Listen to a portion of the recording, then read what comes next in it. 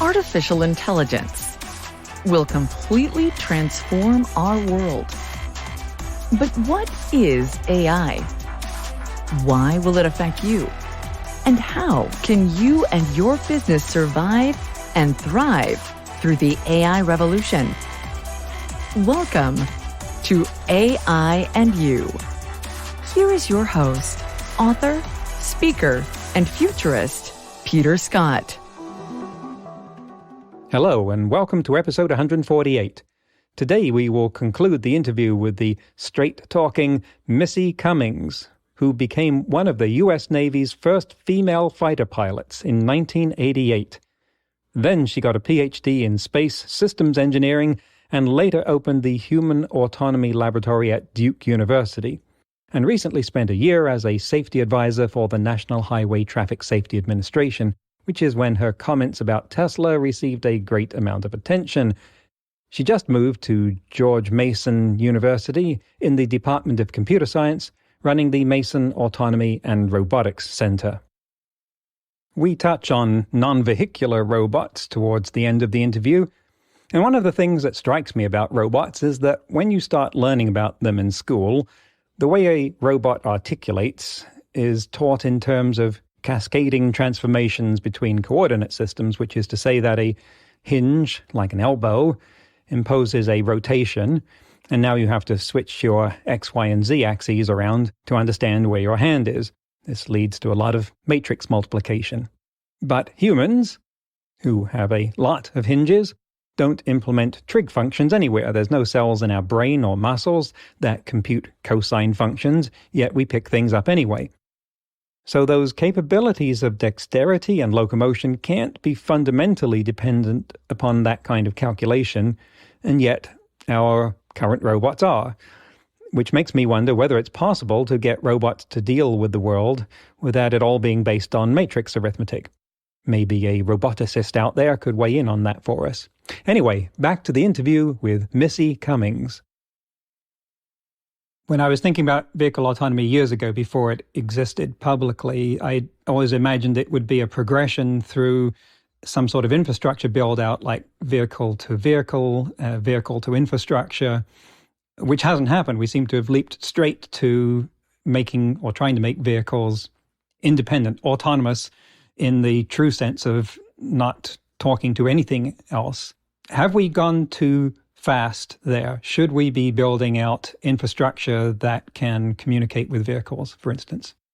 I think your thinking is very common. I know that there's a whole connectivity community in surface transportation that kind of keeps looking at themselves and saying, where'd we go wrong? How'd this happen? Like we were onto something, and then all of a sudden DSRC is dead and we're not really sure about 5G. So I think that this goes back to what we were talking about earlier. Look, the technology flew the coop when we went straight from the DARPA Urban Grand Challenge to commercializing self-driving technology. 20 years ago, 30 years ago, we would have first had the military take that technology and work some of these kinks out before it rolled over into the commercial world.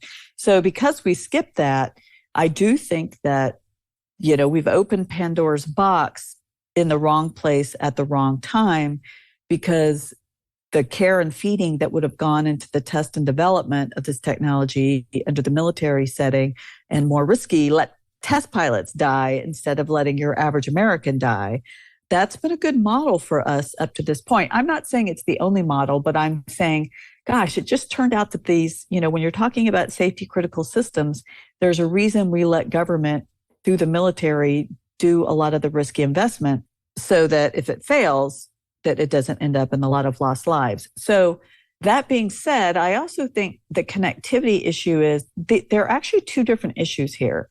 The car technology is what can we do to control a car, which is a must-have.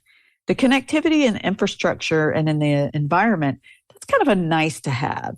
So in the best world, these two things would have tracked in parallel. But I do think that because of how we get overly fixated on the new bright, shiny thing in terms of venture capital investing, that we tended to focus on the cool part of having a self-driving car, or don't even get me started on flying cars. It gives me a headache because we don't have either the self-driving car or self-flying air taxi done yet. So we're definitely not going to be able to combine these anytime soon.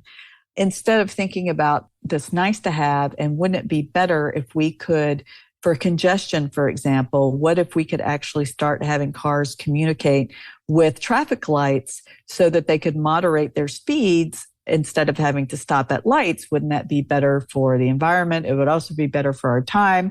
So it's funny, after working in the government for a little bit over a year, I think one of the big lessons I learned there is, okay, you got to throttle back and just take it one step at a time, and let's do things more simply. I think we took on way too much all at once. I think in this world of connectivity, if we could just get cars to figure out how to throttle themselves to not cause congestion using connectivity, that would be a massive win. I appreciate that everybody else wants to do research on all these crazy applications, but I think we as a country and as a community, the transportation community, we need one strong, straightforward technology transportation win. And we are not going to get that from self-driving cars. What would it be? I think the connectivity issue is, I, by the way, do not go anywhere, and Waze did not pay me to give them this advertisement, but like Waze and I go everywhere together. Like, Waze, especially in DC with all these hidden traffic lights. Oh my God, the District of Columbia, they're just a bunch of criminals hiding all these traffic lights and dropping the speed limit so they can give you a ticket over the air. Thank goodness for Waze, right? That's the only thing that's saving me and all the other drivers in the area, right? So I think that's a good example of, look, that to me, that's a technology win. It's keeping me apprised of speed zones. I'm not trying to speed. I'm not trying to break the rules. DC is just trying to trick me into breaking the rules, right? So I think Waze is providing a very interesting functionality that could become more advantageous as we start to think about more advanced forms of planning and connectivity. Again, if traffic lights could be more flexible and adaptable in traffic demands. I've got a traffic light. I live next to a school, and the traffic light in the morning works at the same cycle that it works on all day long. And so we see huge traffic jams in the morning for the kids pick up and drop off. Come on, like it's the year 2023. Can't we figure out how to adapt that? Not only by a set of rules, but again, connect to Waze. County of Fairfax. Waze has so much good information. So I think that, again, I'm not saying we shouldn't do all this fancy research, because I think that that's what academics are really good at, are doing the research that's looking 5 to 10 to 20 years in the future. But in terms of application today, applied research, and what can we roll out very soon, I think that people in these environments need to quit reaching for another galaxy, and let's just kind of take a more simple application, like more adaptive traffic management, cars communicating. If it's not going to communicate directly with the car, then look, we've got these apps, right? I think that there's a big space going forward about combining all of this real-time planning for traffic modulation. And I think you're showing how the development in this space and the way it evolves has a lot more to do with psychology and groupthink and politics, perhaps less so than those other two, than engineering sense. About 5 years ago, it seems we were seized with this idea that autonomous vehicles were a year away, and the parking lots would become a thing of the past, and the streets would be populated by roving bands of taxis that would be hired out to go pick up people. That's receded now, probably beyond the 1 year horizon. And I think there's people left credibly claiming that we're only a year away from that. And I was horrified to learn what the reaction of some people was when you called BS on the Tesla vision. I've got a Tesla. I'm familiar with its quirks. I treat it as a science experiment, which requires a great deal of supervision. But the irrational reaction, that's not strong enough. You received death threats for saying that it wasn't safe. That bespeaks to one part of an iceberg of a huge amount of misguided thinking that exist with respect to autonomous vehicles. To what extent is that misguided thinking influencing, driving the way that the development is done and the approvals are done and what we're seeing allowed on the road is happening? Well, I think that the fascination and love of the thing, the cool thing, I think it does influence a lot of what we do, both at the government regulator, state and federal level, and also individual decision making. It's funny to me, I did get a lot of just very angry, threatening emails for a long time over my work to remind people that Tesla, while I think it's I like the car itself, I'm just not crazy about autopilot and full self-driving. I think that speaks to the divisiveness of our nation. You can't say, I like this thing, but I don't like this aspect of this thing. I think that shows where we are as a country in terms of our inability to be more nuanced in understanding that not everyone is out to get you. That being said, it is actually a very small minority of people who hate me. They just are very vocal, led, of course, by Elon Musk. But their studies continue to show, and there have been recent ones released, Americans do not want self-driving cars. The numbers are starting to approach 80%. I'm telling you, in a divisive nation that can't decide whether they want a Republican or a Democrat in office, they're coming together to say, we don't want self-driving cars. So people are becoming more savvy. They're starting to see these accidents. They're starting to, quote unquote, wisen up about a potential bad bill of goods that we've been sold. I think from a government perspective, one of the problems there with why aren't we doing more is it doesn't really matter whether you're a Republican or a Democrat. No American wants to be looked at as the person who causes a loss of jobs, especially in the economy that we're in right now. And so again, it's very superficial thinking to say that if I call a technology out as being bad, then somehow that's going to equate into a loss of jobs. So I do think that we as a country, we need to kind of grow up both from the individual perspective to understand a recall isn't saying that we're shutting a technology down. It just says we're asking you to fix it. And from the government side is introducing a recall doesn't make you look like you're trying to take away jobs. You're actually helping companies understand that there may be defects that need to be fixed. And I think if we can tie this all the way back into that accident that I talked about in 1995 with the F-18, I have never known an engineer in aviation or in transportation. No one is trying to code systems that kill people. No one, right? They want to design cool systems that work. Engineers do this job because they like to see the outcome on the other end. Software is hard. You can't see it. You can't touch it. You can't feel it. You can't see the crack in it when something goes wrong. And I think that we've had a big shift in this country of moving from deterministic systems to more non-deterministic systems that work on probabilistic reasoning. It's really hard to know when something is wrong. So instead of this war between companies versus regulatory agencies, I wish that kind of both sides would understand, like, look, the regulatory agencies, especially for software-focused systems, are really there to be that last filter to understand, like, do we have a problem or do we not have a problem?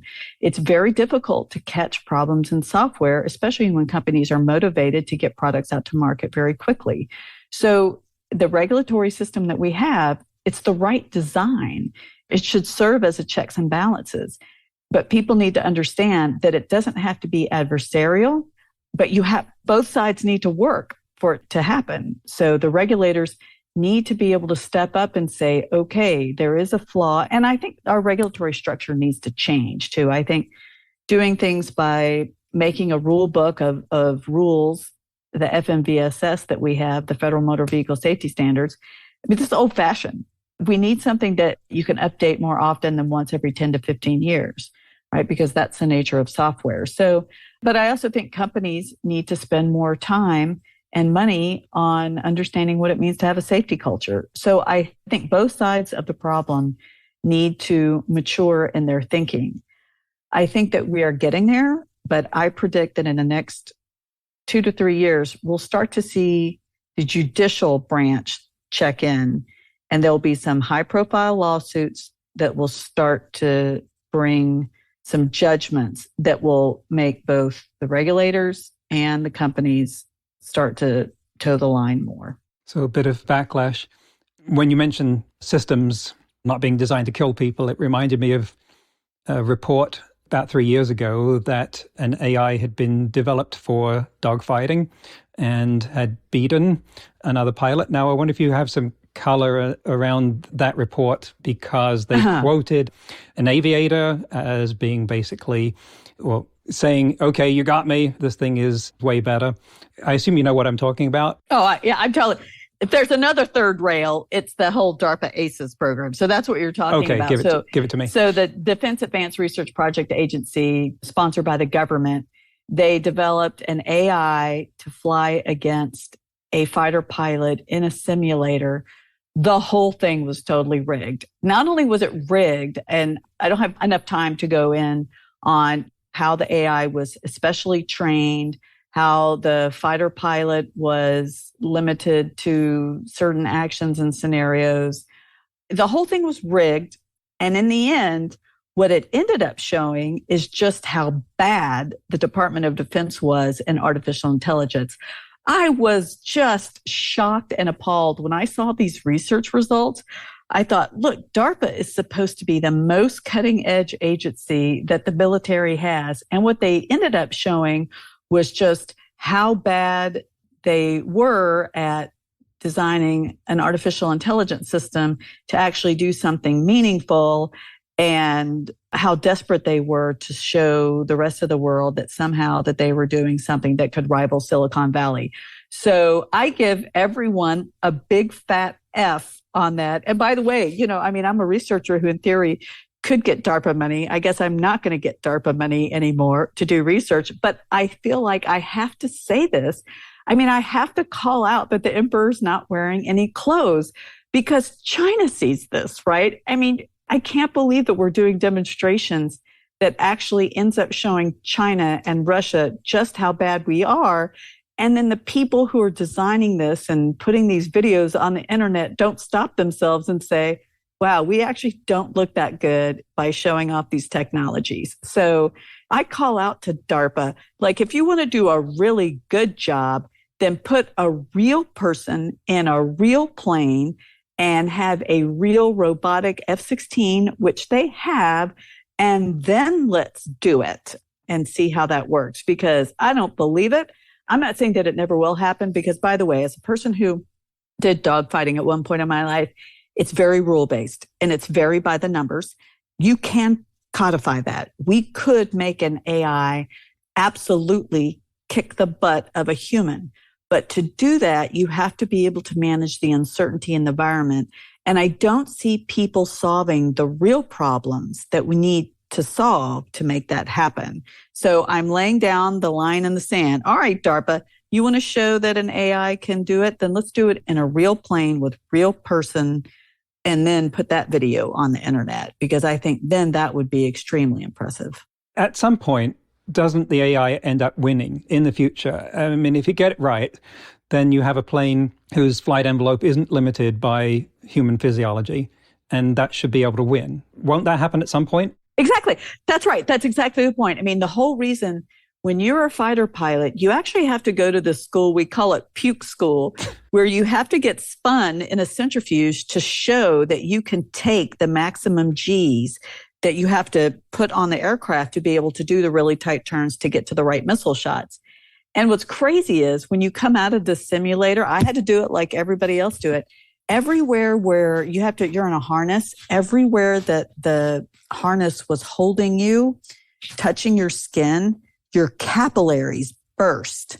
And so when you take this harness off and you have no clothes on, you can see you have just the red imprint. It looks like a bad sunburn all over you, where your capillaries burst because you were exceeding all of these Gs. You're like, wait a minute, if that's how good is that for my brain? I do wonder sometimes. And I actually, like every fighter pilot, I have compressed vertebrae in the neck. I have fighter pilot neck. It's a damage that's been done to my body that's permanent.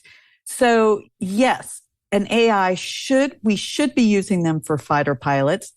It's not good for the human body. There are physical constraints. We black out all the time as doing it. The most successful weapon is a drone, whether it's a drone that's dropping bombs or a drone as a fighter pilot. I am 100% behind getting humans out of these cockpits because our human physiology, fatigue, aircraft carrier accidents, they always happen at 3 a.m. in the morning when humans are fatigued after some kind of battle mission.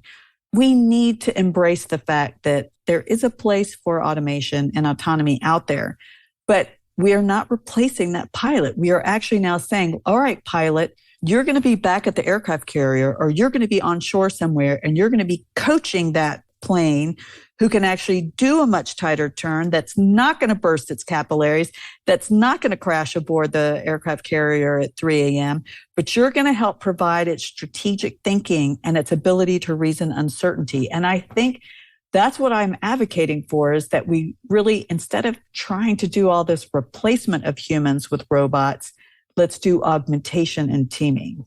And so to bring the intersection of this with vehicles, let's look at automation of flights, because anyone that says that or thinks that we should be able to make level 5 autonomous vehicles ought to conclude that that's a much easier problem to solve with airplanes, and not just takeoff to landing, which I'm told is already automated, but gate to gate, because driving around an airport has got to be a lot simpler than driving on the 405.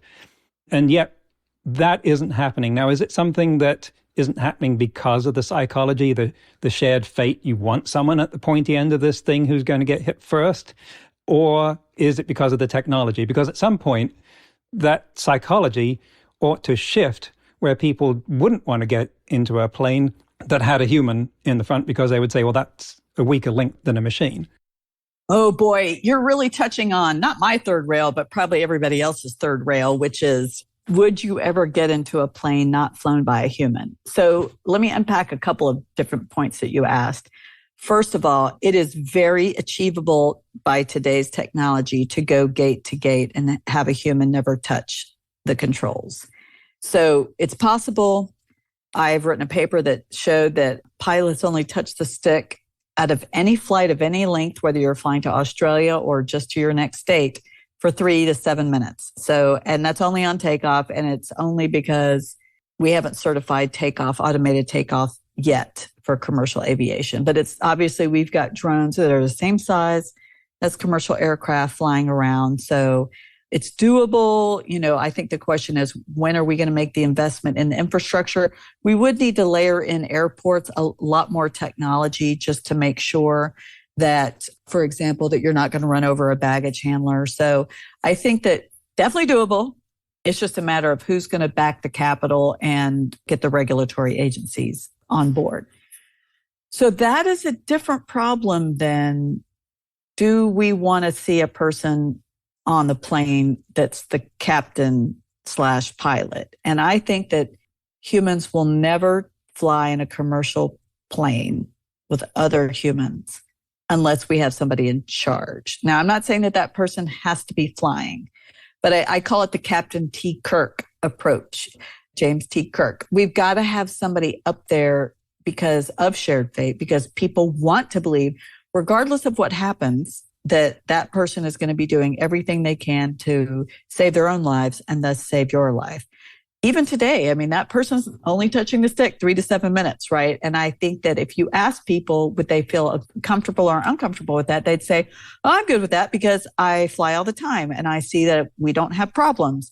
And you can always tell when a human is landing, because the automation by today's technology lands much more gently and easy. And, you can always tell when a former Navy pilot is behind the wheel, because boom, they hit a lot harder.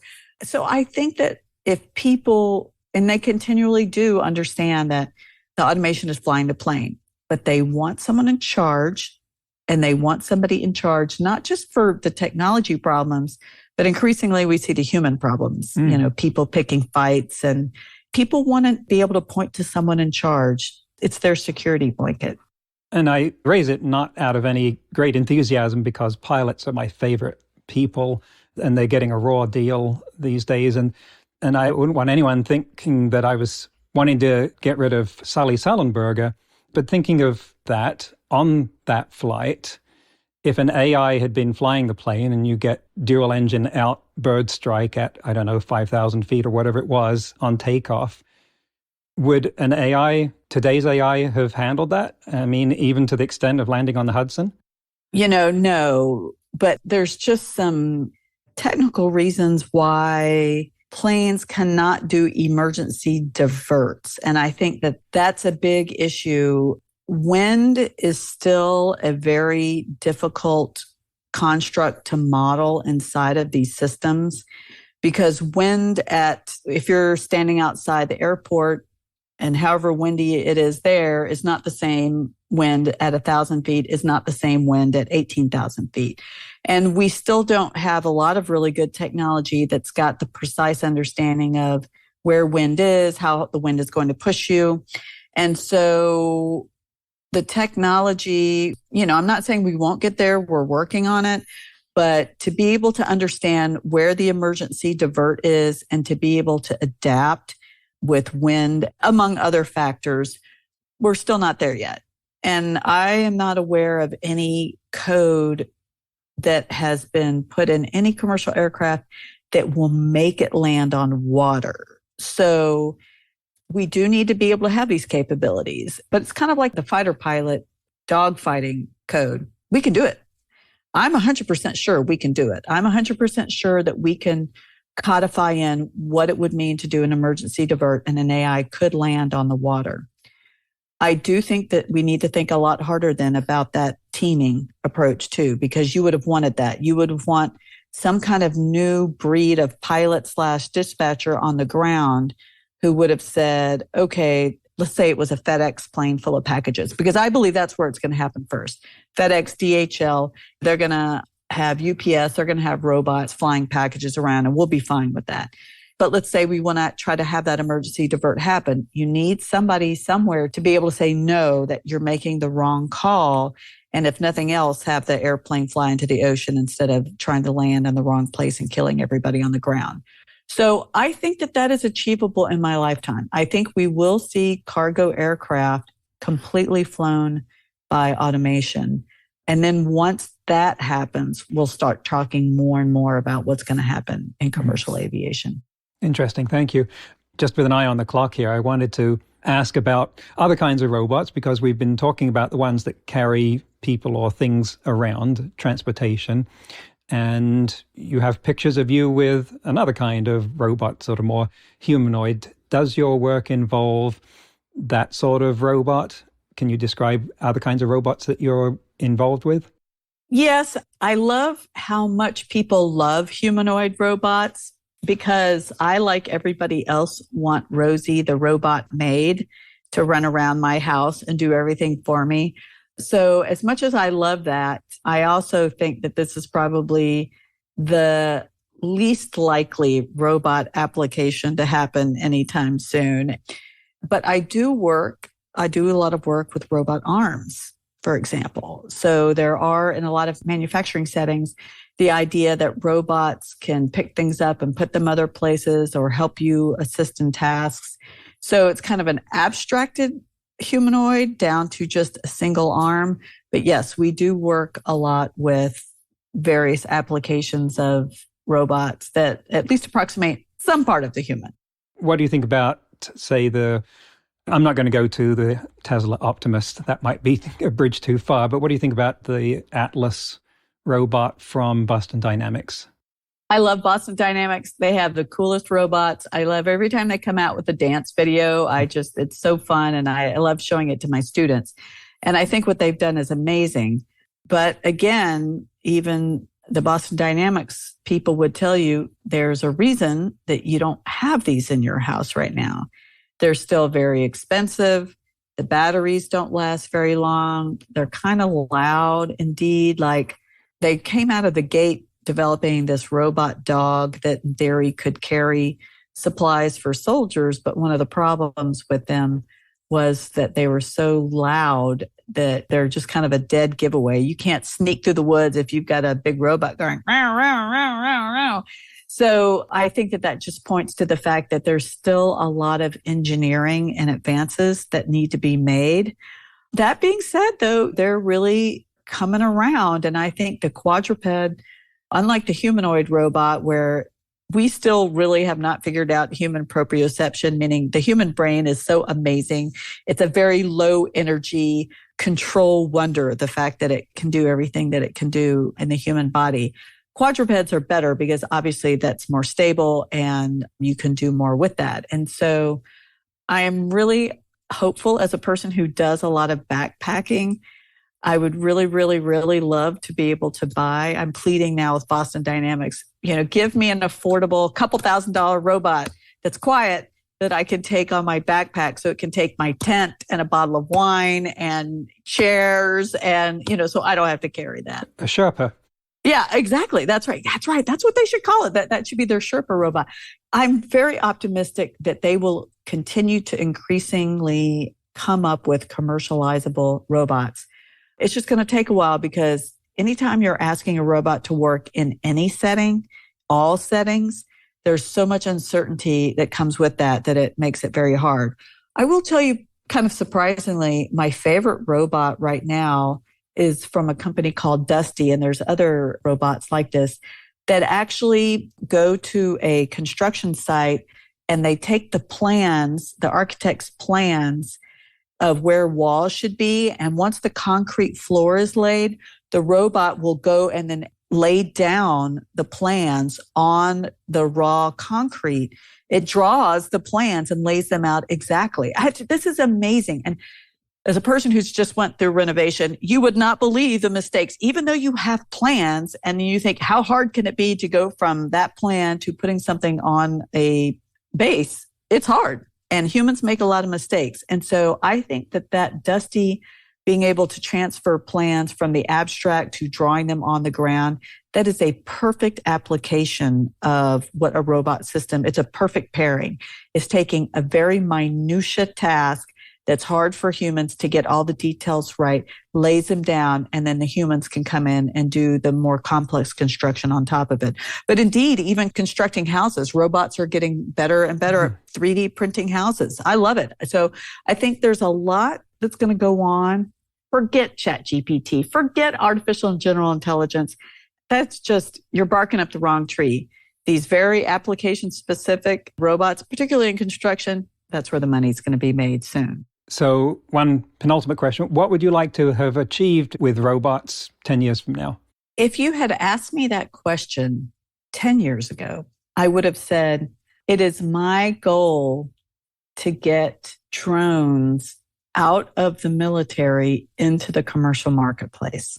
Because I was one of the very first researchers to really get into the unmanned aerial vehicle community. And then within 10 years of me starting that research, it happened. And so it's interesting because it's very rare for an academic to be able to see both kind of the birth and fruition of the ideas and all the work that they've done. And, I've won a lot of awards for all that. It's been great. So in one sense, I did get to see one of my big goals achieved. Now, sitting back, and that's why I kind of transitioned over to surface transportation at that point, because I could see that all the same lessons learned would be applicable to the transportation community.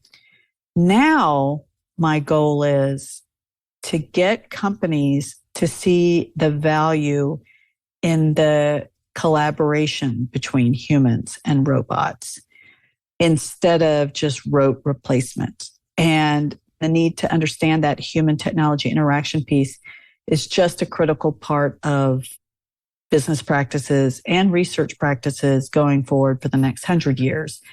It's a struggle. It's a struggle to get companies to appreciate the kind of research that I do. It's also a struggle to get academia to appreciate the research I do, because I'm not 100% an engineer and I'm not 100% in psychology. I'm somewhere between the two of those. And it irritates both communities that you won't absolutely commit to either side, right? But I think that the more that we see car crashes and problems trying to get these complex systems in manufacturing settings, I think it's slow progress, but it's coming. So you'll have to check back with me in another 10 years to find out whether or not we've made progress in that. Thanks. I'll put it on the calendar.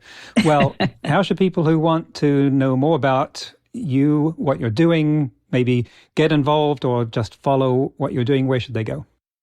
Well, since I just got to George Mason, the Mason Autonomy and Robotics Center website, it's kind of up. It's going to be up and coming. So check back in another month or so. But I'm always on LinkedIn. I had to get off Twitter because Elon Musk hates me. And so I don't see myself going back on Twitter anytime soon. But if he either sells the company, I might go back on Twitter. But in the meantime, look for me on LinkedIn. Wow. Well, Missy Cummings, it's been a delight. Thank you for coming on the show. I can see the background that you have had here. Glad I never had to face you in the air. Not that that would have been a fair fight in any respect, but I'm glad you're on our side. Thanks for coming on the show. Thanks for having me. That's the end of the interview. There's so much to take away there. For instance, I look at our Roomba and I wonder when there will be a robot that can vacuum our stairs. And the robot that has the form factor that could theoretically do that is Boston Dynamics Atlas. Obviously, that's too expensive to be that consumer product, but I have to believe that there's a billionaire somewhere who would drop a large amount of money for an Atlas to vacuum their stairs, mop the floor, and so forth, not out of any cost savings motivation, but just to show off what they can get with their money. But that hasn't happened, unless that billionaire is keeping it very quiet, which would defeat the point in this hypothetical case. So this has me thinking that the state-of-the-art robots can't even vacuum some stairs they haven't seen before, or someone would have done a Rosie the Robot video. Listener Paul wrote in with some questions which I'll attempt to address here. Would you agree that humans have the right to know when marketing and sales pitches, etc., are generated by or with the help of computers? Paul, in California, it's already a law, the BOT Act of 2018, that an AI identify itself as such during certain interactions with humans. But your language would apply to a human reading a script that had been written by GPT-4. How much editing by a human would it have to go through before the disclaimer was no longer needed? What if a human editor looked at the AI text and decided they couldn't improve on it and any changes they made to it would make it worse? That's happened to me. I think it's important to know when you're interacting with an AI, when there's an exchange, but not necessarily when you are consuming content generated by an AI. Of course, that content might be micro-targeted subliminal advertising, which should fall under some kind of scrutiny, but maybe your proposal isn't the answer. Short answer, don't know. Next question. Do you also agree that those marketing and sales pitches should not be allowed to contain emotional statements that are unique to humans? Paul, I don't know that we have a useful handle on what emotional statements are unique to humans. That would certainly invoke something like a symposium among several of the neuroscientists I've had on the show, and I suspect they would punt the question back to you and ask what you meant by unique and why. I get that you're trying to limit the psychological damage and manipulation that can be done by AI that has been trained on human gullibility, and we need to do that, but we're going to need some much finer distinctions to avoid causing even more collateral damage with legislation on that. Paul asks, are there any standards being set that would grant those rights to humans and obligate companies to follow them, if and or when the time comes that AI is able to pass the Turing test? I believe we should have the right to know that it's a computer that has passed the Turing test that is trying to communicate with us.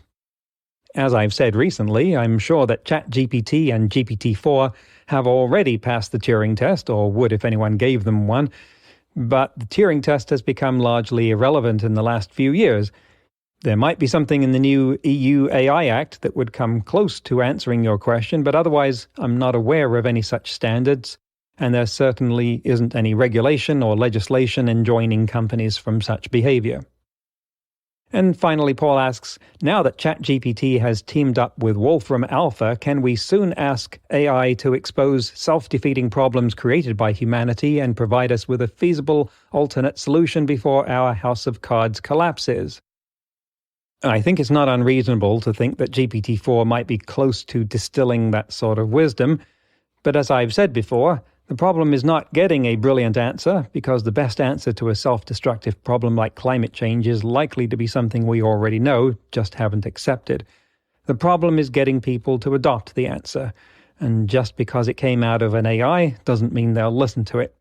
Now, it's possible that we could ask the AI what answer or strategy or messaging would have the best chance of creating positive change, given and evaluating human psychology, but then we're back in the territory you entered with your first question about AI creating content that influences people's decisions. Now, on the other hand, I have studied neuro-linguistic programming and once read a book called Influencing with Integrity by Jeannie Laborde, which basically said that we're influencing people all the time anyway, so we might as well do a good job of it and keep their best interests in mind. So I don't have any beef with influencing per se, but the devil is in the details, and there's a lot of details and a lot of devil here. Anyway, I think the answers to all your questions boil down to this has a lot more to do with building better humans than it does with building better machines. Thanks for the questions, and keep writing. In today's news, ripped from the headlines about AI, Coca-Cola has signed up as an early partner for ChatGPT and DALL-E, generative AIs both from OpenAI. Coca-Cola will team with OpenAI and Bain & Company to use ChatGPT and DALL-E to craft personalized ad copy, images, and messaging. This isn't a revolutionary or innovative use of that technology, but I bring it up to illustrate the level of market penetration and the height of application of a technology that's less than 3 months old, and here it is, playing a pivotal role in one of the biggest companies in the world.